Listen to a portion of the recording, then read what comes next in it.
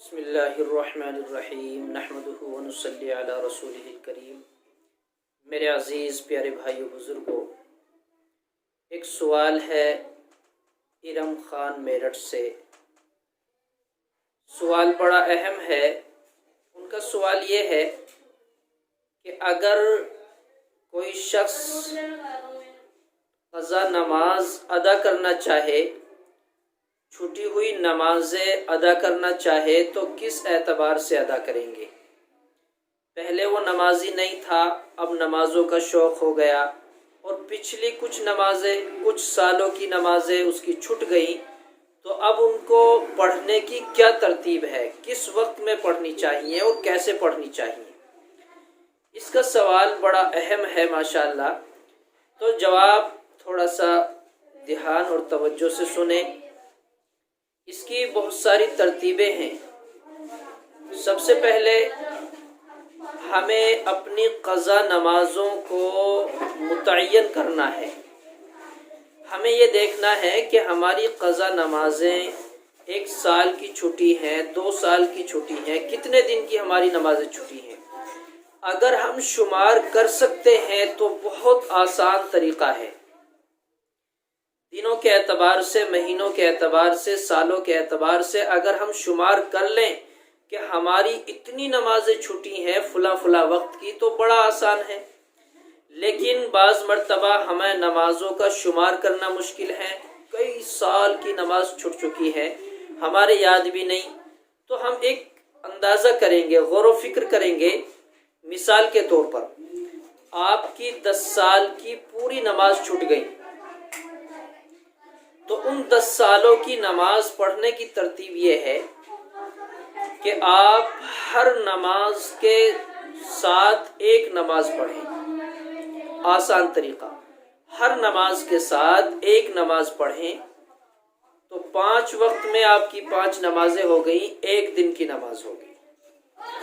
تو اس اعتبار سے آپ نے اس سال نماز شروع کی تو 1 سال پڑھتے پڑھتے نمازوں کا ہو گیا، تو آپ کی 1 سال کی نماز ادا ہو گئی، 9 سال کی باقی رہ گئی۔ تو اس ترتیب سے بھی ادا کر سکتے ہیں۔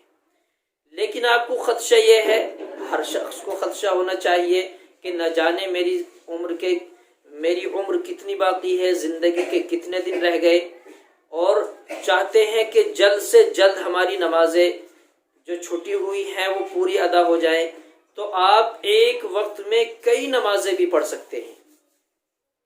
لیکن دھیان رہے، نمازوں کے 3 وقت تو ایسے ہیں جو نہیں پڑھ سکتے، مکروہ وقت ہیں۔ ایک طلوع آفتاب، ایک سورج جب اپنی جوانی پر ہو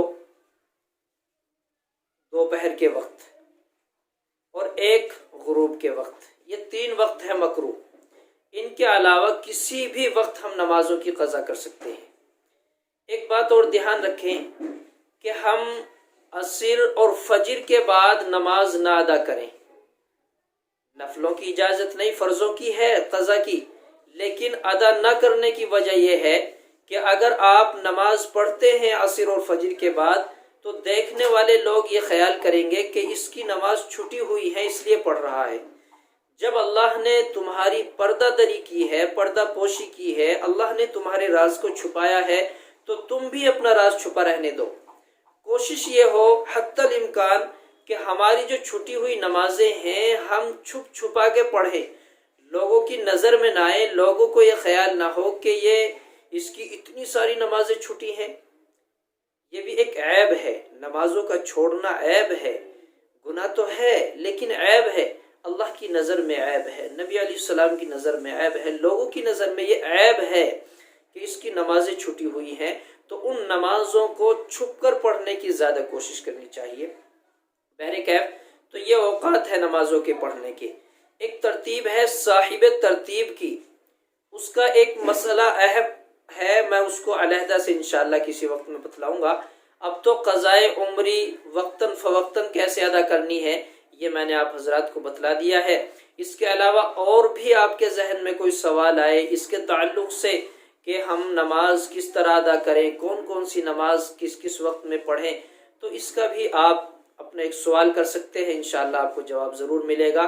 لیکن دھیان ایک بات یہ بھی رہے کہ ہم کبھی کبھی پوری نماز ادا کرنا شروع کر دیتے ہیں. یہ بات یاد رکھنی چاہیے کہ قضا ہوتی ہے صرف فرضوں کی، قضا ہوتی ہے صرف فرضوں کی اور وتر کی، واجب کی. سنتوں کی قضا نہیں ہوتی، نفل کی قضا نہیں ہوتی. ہمیں ہر نماز کی صرف فرض ادا کرنے ہیں. فجر میں 2 رکعت، ظہر میں 4 رکعت، عصر میں 4 رکعت، مغرب میں 3 رکعت، عشاء میں 4 فرض اور 3 وتر، یہ ادا کرنے ہیں. سنتوں کی قضا نہیں ہوتی، وطروں کی، نفلوں کی قضا نہیں ہوتی. یہ دھیان بھی رکھنا چاہیے ہمیں. ہم ایک ایک وقت میں کئی نمازیں ادا کر لیں، کوئی حرج نہیں ہے.